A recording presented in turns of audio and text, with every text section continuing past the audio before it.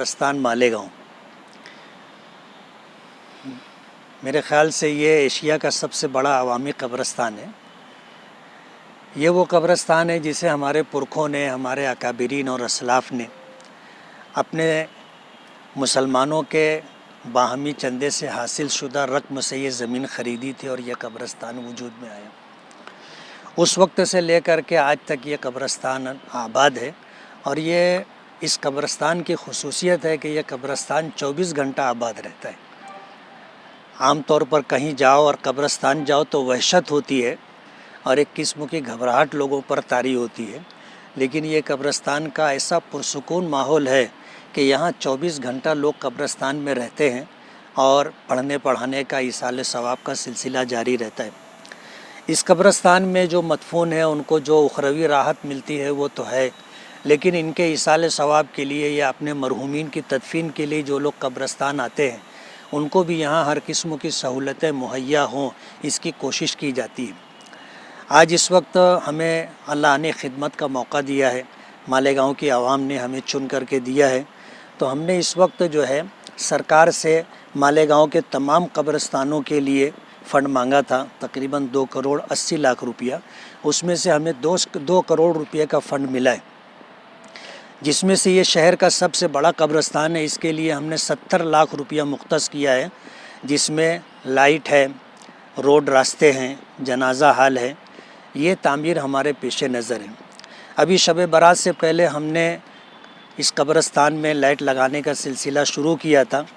تو یہاں جب یہ کام شروع ہوا تو اور قبرستان کے لوگوں کی طرف سے تقاضا تھا،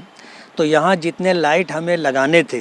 اس میں سے کچھ لائٹ ہم نے ادھر ادھر اور قبرستانوں میں دیے ہیں، اور جو لائٹ لگنا باقی ہے انشاءاللہ وہ ہم لوگ لگا دیں گے۔ اس وقت ہم لوگ دوسرا کام کر رہے ہیں کہ مسجد حمیدیہ میں سے لے کر کے قبرستان کے سامنے جو دوسرا گیٹ ہے جنتا بینک کے سامنے، وہاں تک RCC میں یہ روڈ بنے گا۔ قبرستان کے ذمہ داروں کی چاہت یہ تھی کہ درمیان میں ایک روڈ ہو جو نیا جنازہ ہال تک جائے،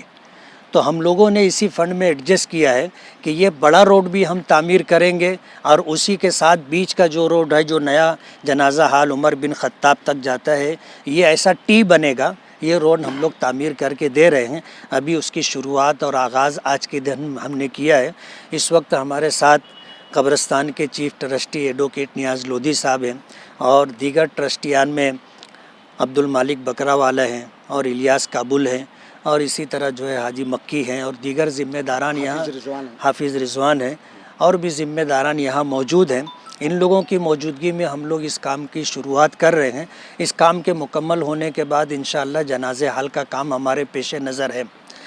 اللہ کا کرم ہے کہ اس وقت جو فنڈ ہمیں سرکار کی طرف سے ملا ہے،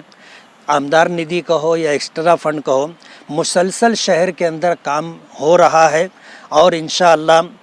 ابھی اس وقت آمدار ندی سے جو کام منظور ہوا وہ 51 کام ہے، وہ سارے کام ہم لوگ جو ہے ترتیب وار نمٹاتے رہیں گے۔ اور اس کے بعد جو ایکسٹرا فنڈ ملا ہے، مجھے ایسا لگتا ہے کہ انشاءاللہ تھوڑے دنوں کے اندر آمدار ندی ملا کر کے 20 سے 25 کروڑ روپے کا انشاءاللہ ورک آرڈر ہوگا، اور ہم لوگ ایک کے بعد انشاءاللہ یہ کام کرتے رہیں گے، اور انشاءاللہ الیکشن آنے تک چاہے وہ 2024 میں ہو، ہمارا کام کا یہ سلسلہ چلتا رہے گا۔